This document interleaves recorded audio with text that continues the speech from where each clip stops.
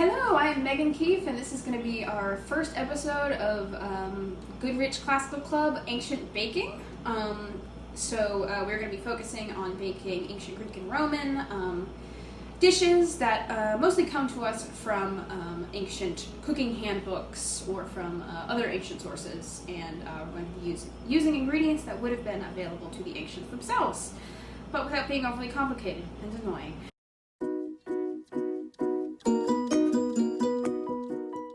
We're going to focus on ancient Greek cheese sweets.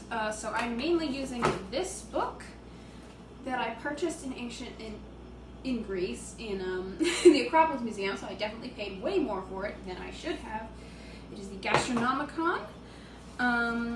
It is done by nutritionists in Greece and ancient historians, and it's a very good book because it talks a lot about ancient Greek, from Homer to more classical Athens, just what food was available to them, like feasting practices, all that sort of things. It's great, but today we're going to be focusing on making cheese sweets. This was likely of Sicilian origin, and it comes to us from a well-known ancient manual that was copied down by Cato. It does not say which one, it just says Cato. Alright, so the things you're going to need for this are, first of all, going to be milk. I just bought normal milk from the store. It's probably not the most accurate, but I can buy just milk. Then there would be semolina, which is a flour made of ground durum wheat. This was grown from ancient times onward. It's actually still used in a lot of contemporary Italian cooking today, like for pasta, like it says, and for pizza as well. And this isn't that hard to find. This company, Bob's Red Mill, pretty much makes any kind of weird flour that you're like ever gonna need. So it's pretty easy to find that. I just got it in Market Basket, and it's also employee owned, which is cool. And then you are also going to need honey.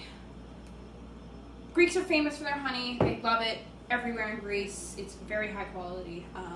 Sugarcane was not really available. It does grow in Southeast Asia and in the Pacific Islands, but it was not really prevalent in Greece at all. They knew of it. We have records of them mentioning a substance, like a root from which you could get honey with no bees, but it would have been not commonplace. So we're going to be using honey. There was also goat cheese. You can use ricotta if you prefer ricotta. I'm going to be using goat cheese because it's better. And that's another thing, is we're going to use goat cheese instead of cow cheese, because for the ancient Greeks and in Greece today, there are a lot more goats and sheep than cows. Cows require like a lot of open space, and if you've ever been to Greece, a lot of it is very mountainous, so you don't really have like the long fields in which a cow can graze. And even if there are, of course there are areas where you could have them, they're a lot more expensive to keep and to buy than sheep and goats, so we're going to be using goat cheese. And right now we also have sesame seeds, which also were available in ancient times. From way back, we have records of Mesopotamians trading with the people of the Indus Valley for them.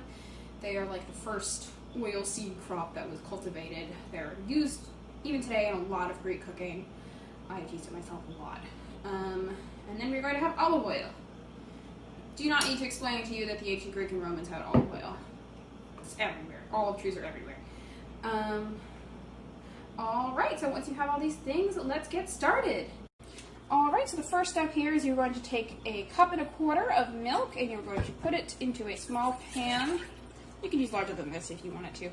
And then you are going to bring it to a boil.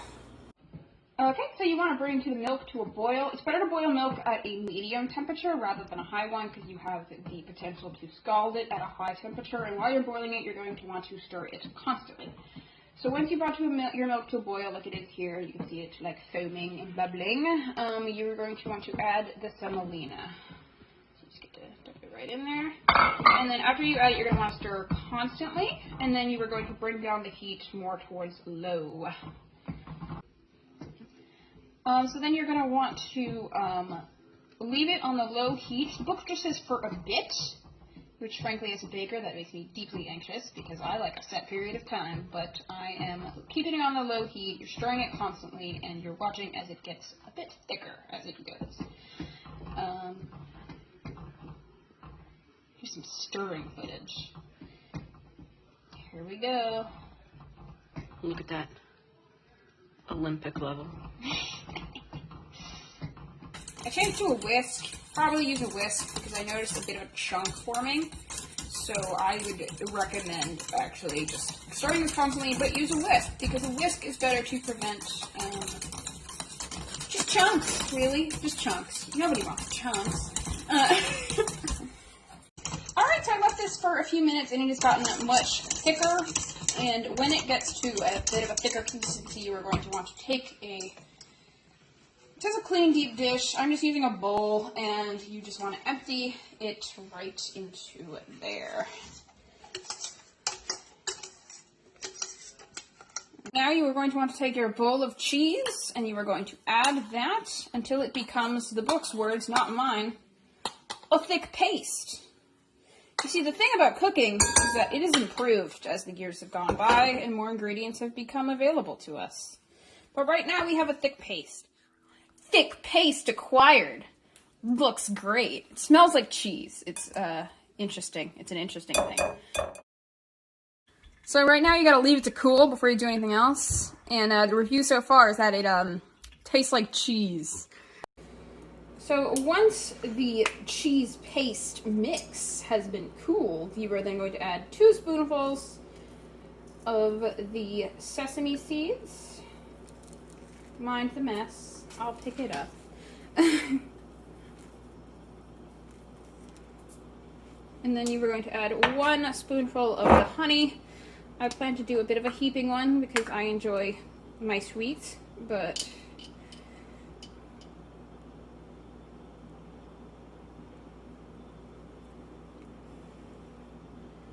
don't have one of those fancy honey things. Would like one.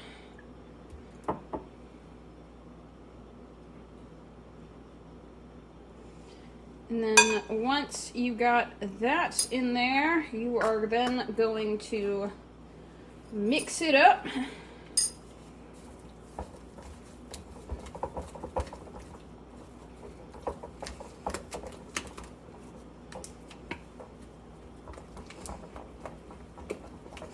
Make sure you want to scrape up the bottom. It's all evenly distributed.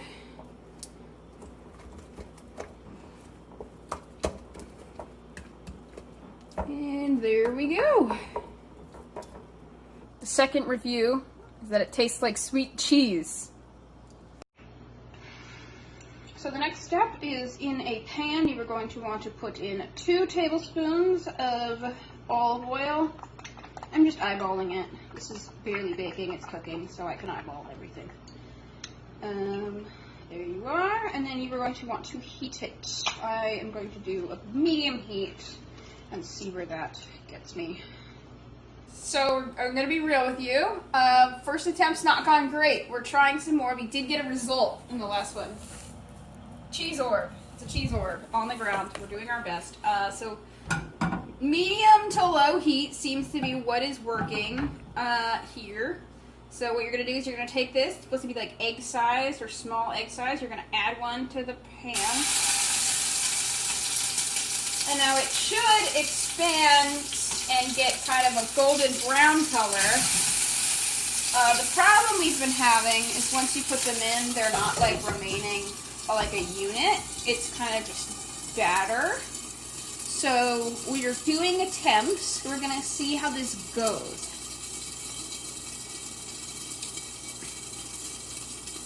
I mean, it doesn't taste bad. It tastes like goat cheese. So if you like that, it's alright.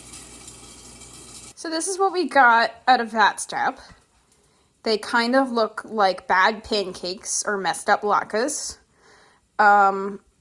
We had to add some more flour or semolina flour to make it more of a thing, because otherwise it was just batter that was then coming into pieces. They could burn really easily if you cut them on medium heat, so I was trying to keep them on medium low, but also they would stay together better on medium heat. The choice is yours. I feel like I need to explain that everyone who knows me knows that I can actually bake. This was the first one. We kind of meshed it together. It's like a cheese orb now, and then as they look a bit better as they go. And we are going to begin the next step. Next thing we're going to do is you're going to add some honey to a pot. You should get about 2 tablespoons. It's probably more than that. 2 shots of vodka. And then you're going to heat it. I'm going to do low heat because it feels like I shouldn't do more than that. And you're going to let it heat up for a few minutes. Or for a bit, not a few minutes. Don't do a few minutes because it'll probably be bad. Once the honey gets hot, you are going to then add the boys to the pan so they can absorb the honey.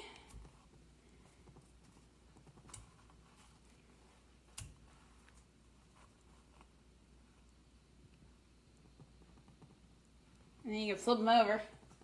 The spatula. I think it's over here.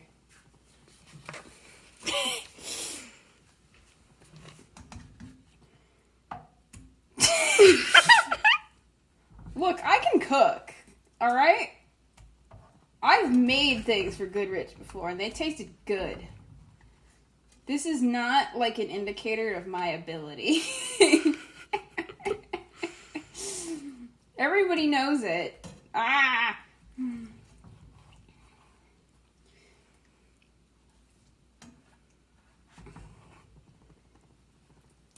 So we can make this a contest. If someone can make better cheese sweets than me, you're not going to get anything other than, like, bragging rights. But, you know, bragging rights are good. You know, glory, chaos, the ancient world. Everybody wants, you know. I don't even know what I'm talking about anymore. You want it to absorb the cheese. The honey. The honey. Thank you, cameraman. You're welcome. So you get the honey all up in there. And then you move it onto the plate.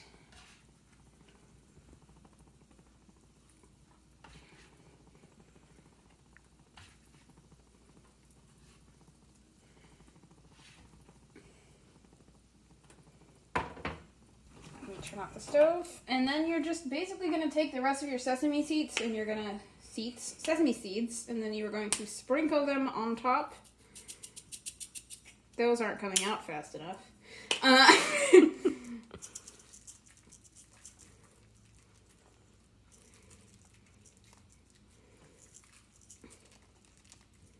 It's like a decorative thing.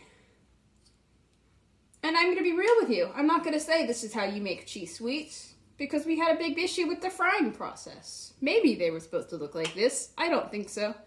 But, you know, we made an attempt. We used historically accurate ingredients, which I think is the most important part. All of these things the ancients would have had. They are common ingredients that you can repurpose for other things. And we're going to try them now. So we've tried them.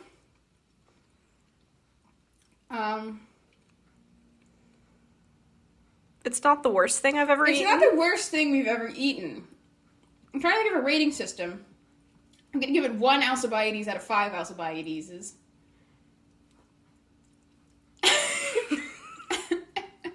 So there you go. It's one Alcibiades out of 5 Alcibiades is, it's not the best. We're going to try and improve with the next episode of this, though.